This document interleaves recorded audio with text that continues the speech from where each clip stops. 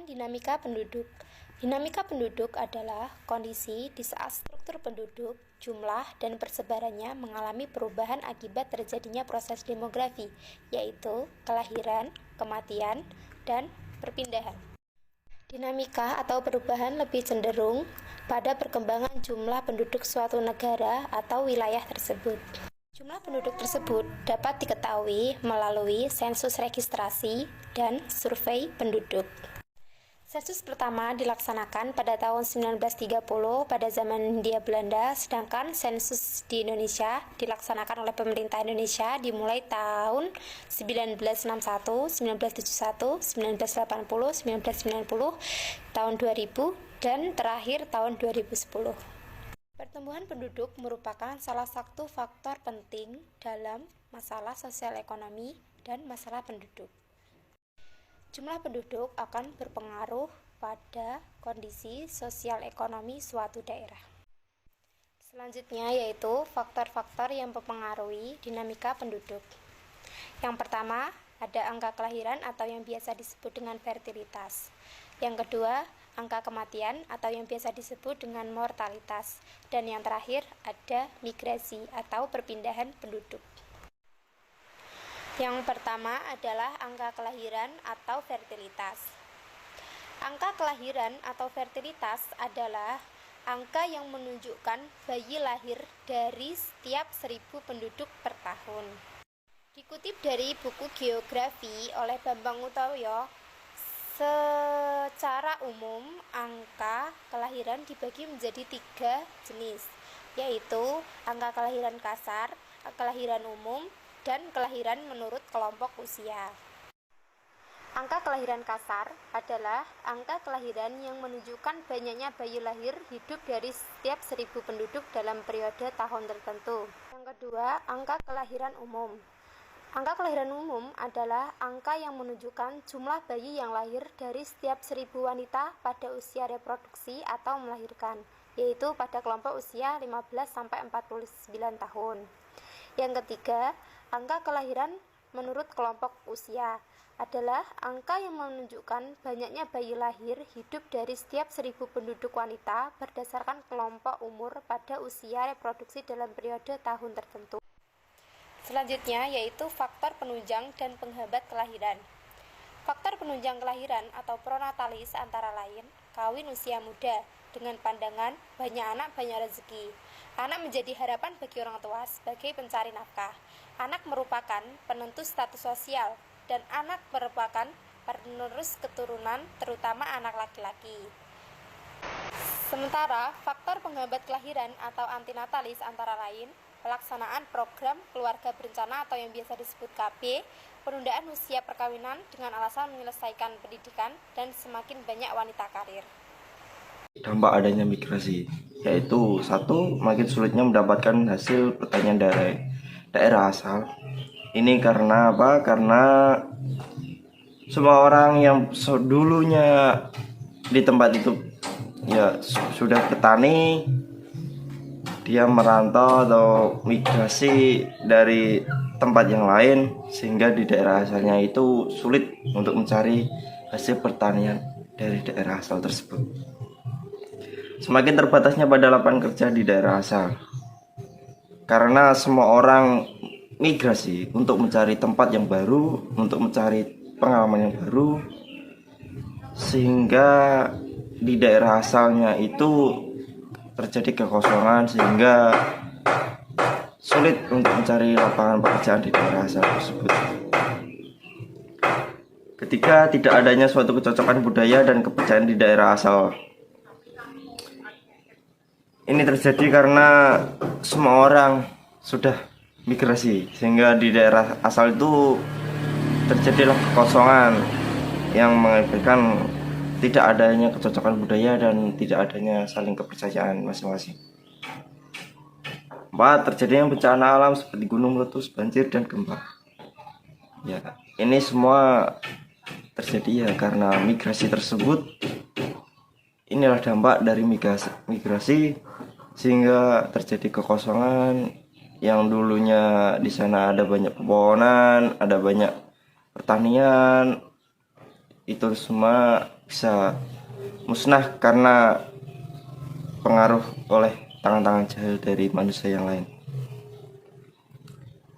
Yang kedua, faktor-faktor pendorong terjadinya migrasi adalah adanya sebuah harapan bisa mendapatkan sebuah pekerjaan yang diinginkan di tempat yang baru. Ya, semua orang yang bermigrasi itu ingin berlomba-lomba untuk menginginkan tempat yang baru di sana agar dapat mendapatkan pekerjaan yang baru dan layak untuk ditempati dan cukup untuk menafkahi keluarganya. Ada rasanya kebanggaan tersendiri berada di tempat yang baru.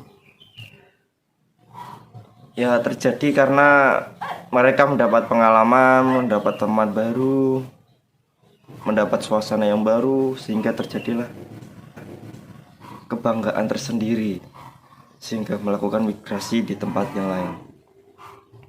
Adanya kesempatan untuk mendapatkan pendidikan yang lebih tinggi. Ini adalah suatu kebanggaan atau suatu pencapaian yang menurut saya itu enak gitu. Kalau bermigrasi tujuannya adalah untuk mendapatkan pendidikan yang lebih tinggi, itu sangat bermanfaat sehingga suatu saat nanti kalau dia pulang ke tempat asal bisa menciptakan lapangan pekerjaan yang baru. Ada kesempatan untuk mendapatkan penghasilan yang lebih baik. Ya, ini adalah salah satu tujuan mereka bermigrasi ke tempat yang lain adalah untuk mendapatkan penghasilan yang lebih baik. Karena di tempat daerah asal mereka kekurangan ekonomi sehingga mereka keluar bermigrasi untuk mendapatkan tempat yang lebih baik dan penghasilan yang lebih baik. Adanya suatu aktivitas tempat hiburan yang menarik minat seseorang. Ya, karena menurut mereka yang bermigrasi itu enak untuk mencari hiburan yang bisa mencairkan suasana dan semua pikiran agar mereka itu bahagia kalau bermigrasi itu. Dampak dinamika penduduk. Pertumbuhan penduduk yang tinggi. Pertumbuhan penduduk ini salah satu hal yang tidak bisa dihindari karena hal tersebut akan terjadi secara terus-menerus. Yang menjadi permasalahan jika pertumbuhan penduduk ini tidak terkendali hingga mencapai titik ledakan penduduk yang ditandai dengan sebuah peningkatan jumlah penduduk yang pesat dan tiba-tiba. Berbagai masalah yang timbul akibat adanya sebuah ledakan penduduk ialah pada umumnya suatu permasalahan berawal dari tidak seimbangnya antara kebutuhan dan kesediaan sumber daya. Pada akhirnya sebuah permasalahan yang muncul akan menyangkut aspek fisik, sosial dan ekonomi masyarakat. Kedua, peningkatan pengangguran. Peningkatan pengangguran yang cepat disebabkan adanya suatu pertumbuhan penduduk yang tidak diimbangi dengan suatu lapangan pekerjaan yang dapat menampung jumlah mencapai pekerja yang meningkat. Pertumbuhan penduduk yang berarti juga meningkat jumlah tenaga kerja. Jika pada peningkatan jumlah tenaga kerja tidak diimbangi dengan semakin luasnya kesempatan kerja, maka pengangguran juga semakin merajalela.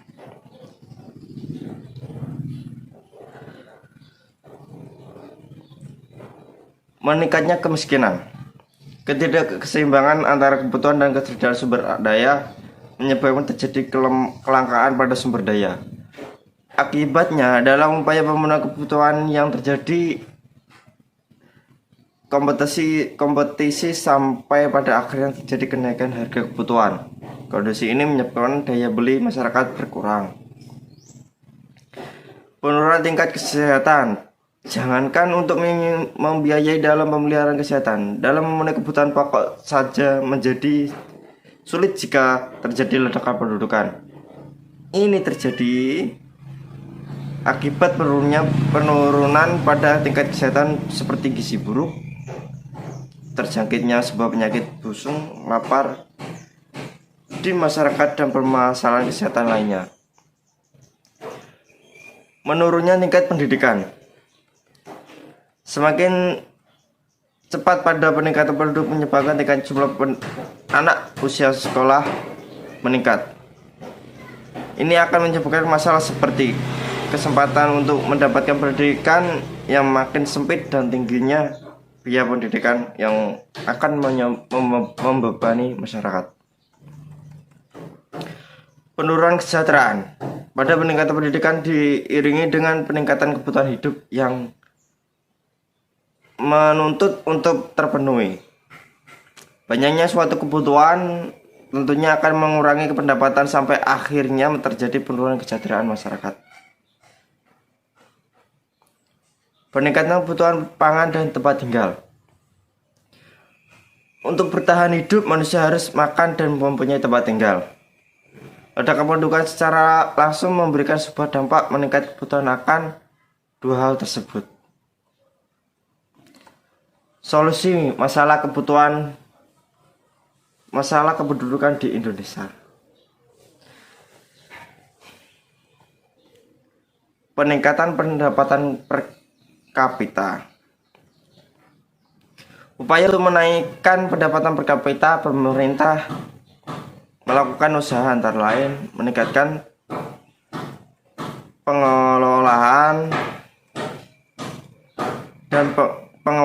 dan pengelolaan sumber daya alam yang ada. Yang kita ketahui di Indonesia itu banyak sekali sumber daya alam yang dapat dimanfaatkan untuk meningkatkan pendapatan per kapita. Meningkatkan kemampuan bidang teknologi agar mampu mengelola sendiri sumber daya alam yang dimiliki bangsa Indonesia. Semakin berkembangnya zaman itu, semakin berkembangnya teknologi yang ada di dunia yang dapat kita manfaatkan untuk mengelola sumber daya alam yang ada di bumi ini. Ya, di Indonesia itu banyak sekali yang dapat dikelola dari sumber daya alam seperti pertanian, minyak, batu bara, dan banyak yang lain. Memperkecil pertambahan penduduk diantara dengan penggalangan program KB dan peningkatan pendidikan. Di Indonesia sendiri program KB ini sudah lama diterapkan karena di Indonesia ini jumlah penduduknya semakin tahun semakin meningkat, dan dampaknya yaitu kurangnya terciptanya lapangan pekerjaan, kurangnya kesehatan, kemiskinan di mana-mana, pengangguran, dan banyak yang lain. Kedua, peningkatan bidang pendidikan. Usaha pemerintah untuk meningkatkan pendidikan di Indonesia yaitu dengan cara menambah jumlah sekolah dari tingkat SD sampai dengan perguruan tinggi, dengan menambah jumlah guru tenaga pendidikan di semua jenjang pendidikan. Pelaksanaan program wajib di belajar pendidikan dasar 9 tahun yang telah dimulai sejak ajaran tahun 1994 atau sampai 1995. Peningkatan bidang kesehatan. Pemerintah juga meningkatkan kualitas kesehatan penduduk Indonesia, yaitu dengan melaksanakan program perbaikan gizi, perbaikan lingkungan hidup, penambahan jumlah tenaga medis seperti dokter, perawat, dan lain-lain, pencegahan dan pemberantasan penyakit menular, pembangunan puskesmas dan rumah sakit, pemberian penyuluhan kesehatan kepada masyarakat, penyediaan air bersih, dan pembentukan posyandu. Pemerataan penyebaran penduduk. Untuk mengatasi masa pemerataan penduduk, program pemerintah yang terkenal dalam upaya mengatasi masalah tersebut adalah transmigrasi, yaitu pemindahan penduduk dari daerah yang padat penduduk ke daerah yang belum padat penduduk. Program pemerintah tersebut dilaksanakan sekitar tahun 1980 sampai 1990-an. Tujuan pelaksanaan transmigrasi itu meratakan penyebaran penduduk di Indonesia, meningkatkan taraf hidup transmigran, pengelolaan sumber daya alam, pemerataan pembangunan di seluruh wilayah Indonesia, dan menyediakan lapangan kerja bagi transmigran. Mengatasi usia perkawinan muda. Salah satu program penduduk yang dapat mengendalikan jumlah penduduk dan langsung sasarannya terhadap perkawinan pertama pada perempuan adalah program pendewasaan usia perkawinan. Program ini adalah upaya untuk meningkatkan usia perkawinan pertama sehingga mencapai usia minimal pada saat perkawinan usia 20 tahun bagi wanita dan 25 tahun bagi pria. Partisipasi pria dalam ber-KB. Solusi yang dapat dilakukan untuk mengatasi masalah kurangnya partisipasi pria dalam ber-KB antara lain perlunya peningkatnya komunikasi, informasi, dan edukasi tentang partisipasi pria dalam KB kepada pasangan usia subur sehingga mereka bisa menahan bahwa bukan hanya perempuan saja yang ber-KB tapi pria juga penting untuk ber-KB. Database dan administrasi kependudukan. Solusi dari masalah database dan administrasi kependudukan antara lain dengan menggunakan sistem informasi administrasi kependudukan. Faktor kedua yang mempengaruhi dinamika penduduk adalah mortalitas. Mortalitas adalah angka yang menunjukkan jumlah kematian per 1000 penduduk per tahun. Angka kematian penduduk dalam suatu wilayah disebabkan oleh banyak faktor. Faktor penunjang kematian atau promortalitas antara lain rendahnya kesadaran masyarakat akan pentingnya kesehatan, fasilitas kesehatan yang belum memadai, keadaan gizi penduduk yang rendah, terjadinya bencana alam seperti gunung meletus, gempa bumi, banjir, wabah penyakit, dan pembunuhan. Sementara itu, faktor penghambat kematian atau antimortalitas antara lain meningkatnya kesadaran penduduk akan pentingnya kesehatan, fasilitas kesehatan yang memadai, meningkatnya keadaan gizi penduduk, memperbanyak tenaga medis seperti dokter, bidan, serta kemajuan di bidang kedokteran. Dan selanjutnya perpindahan penduduk atau migrasi. Migrasi yaitu suatu perpindahan penduduk dari suatu wilayah ke wilayah yang lain. Misalnya, penduduk Malaysia berpindah dan bertempat tinggal di Indonesia. Perpindahan penduduk atau migrasi dibagi menjadi beberapa macam. Antara lain, yang pertama emigrasi, yang kedua imigrasi, yang ketiga urbanisasi, yang keempat transmigrasi, yang terakhir remigrasi. Yang pertama emigrasi. Emigrasi ialah perpindahan penduduk dari dalam negeri ke luar negeri. Contohnya, orang Indonesia pergi ke luar negeri. Misalnya para tenaga kerja Indonesia yang bekerja di Malaysia. Yang kedua, imigrasi. Imigrasi artinya perpindahan penduduk dari luar negeri ke dalam negeri. Dan yang ketiga, urbanisasi. Urbanisasi yaitu suatu perpindahan penduduk dari desa ke kota. Dan yang keempat, transmigrasi. Transmigrasi adalah suatu perpindahan penduduk dari pulau yang padat penduduknya ke pulau yang jarang penduduknya. Dan yang kelima, remigrasi. Remigrasi adalah kembalinya suatu penduduk ke negara asal sesudah beberapa lama berada di negara orang lain.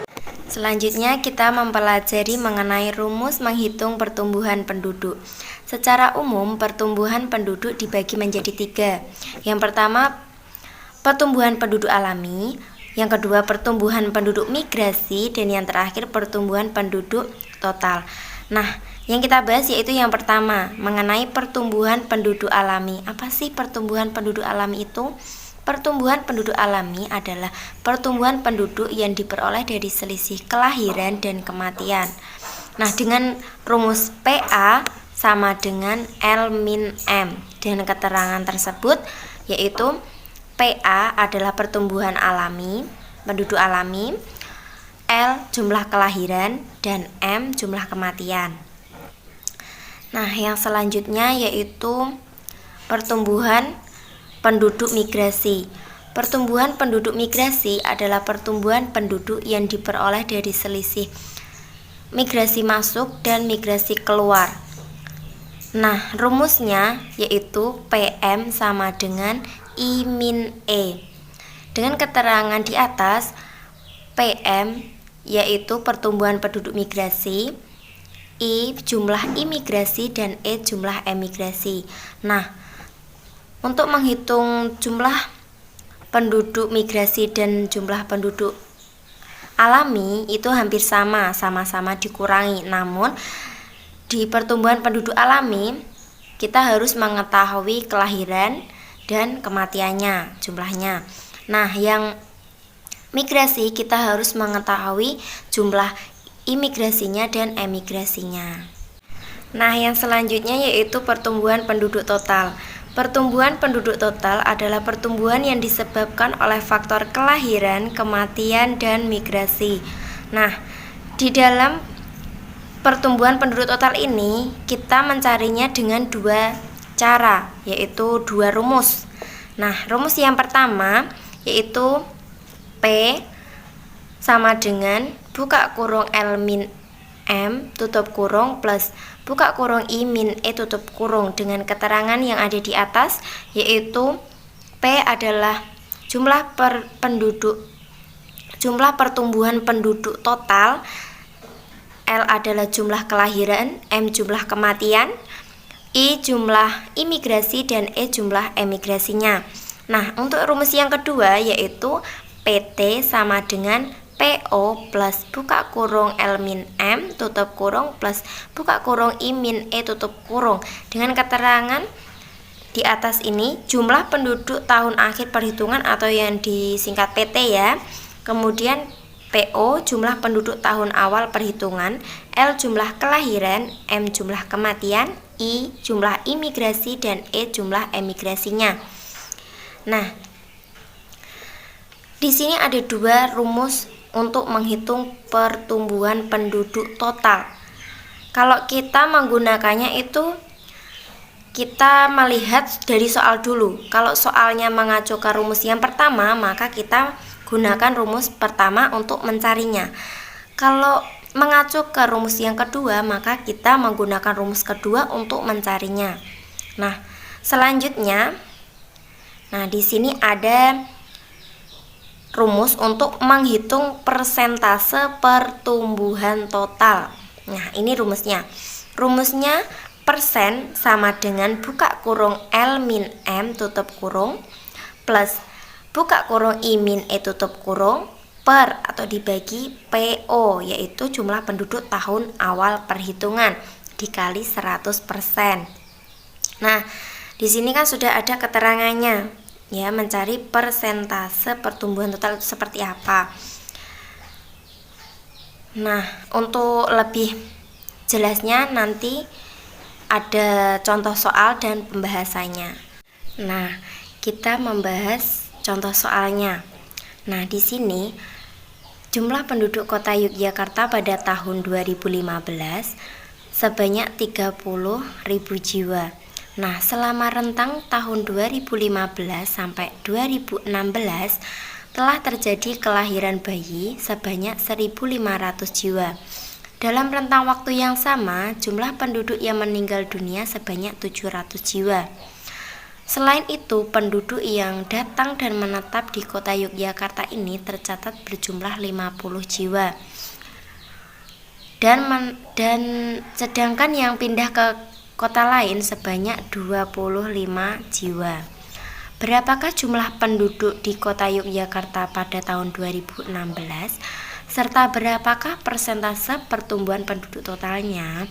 Nah, ini ada soal itu mengacu ke rumus yang kedua, yaitu mengenai pertumbuhan penduduk total yang rumus kedua ya. Nah, kita membahas dari contoh soal tersebut. Yang kita ketahui dari soal tersebut yaitu L sama dengan 1500, kemudian M atau jumlah kematiannya 700, PO yaitu tahun awal 2015 tadi yaitu 30.000, kemudian imigrasinya 50 dan emigrasinya 25. Kita menggunakan rumus yang kedua yaitu PT sama dengan PO plus buka kurung L min M tutup kurung plus buka kurung I min E tutup kurung. Tadi PO nya yaitu 30.000, kemudian plus kelahiran dikurangi kematiannya, berarti 1500 dikurangi 700, kemudian imigrasinya dikurangi emigrasinya yaitu 50 dikurangi 25. Nah di sini sudah diturunkan 30.000 plus hasil dari 1500 dikurangi 700 hasilnya 800 dan 50 dikurangi 25 hasilnya 25. Kita jumlahkan semua menjadi 30.825. Nah, kita sudah mengetahui jumlah pertumbuhan penduduk totalnya. Kemudian kita disuruh untuk mencari persentase pertumbuhan penduduk totalnya dengan rumus persen sama dengan buka kurung L min M tutup kurung plus buka kurung I min E tutup kurung per atau dibagi PO tahun awal tadi dikali 100%. Nah diketahui tadi jumlah dari L min M terus I min E itu 825, terus dibagi tahun awalnya itu 30.000 terus dikali 100% hasilnya 2,75%.